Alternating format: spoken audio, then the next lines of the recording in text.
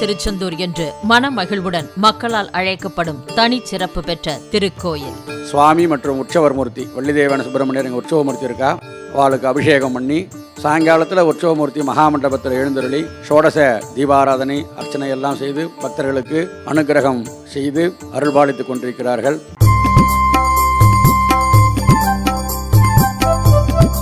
குழந்தை வரம் கொடுக்கும் சக்தி வாய்ந்த பாலமுருகன். குழந்தைக்கு 6 மாதம் ஆயிட்டு, அதனால சாப்பாடு ஊட்டுறதுக்காக இன்னைக்கு வந்திருக்கோம். முதல் சாப்பாடு ஊட்டுறதுக்காக வந்திருக்கோம். எங்களோட வேண்டுதல் வந்துட்டு நாங்கள் ஆண் குழந்தை பிறக்கணும்னு இந்த முருகன் கோயிலில் வேண்டுதல் பண்ணியிருந்தோம். அதே மாதிரி ஆண் குழந்தை பிறந்திருந்தது.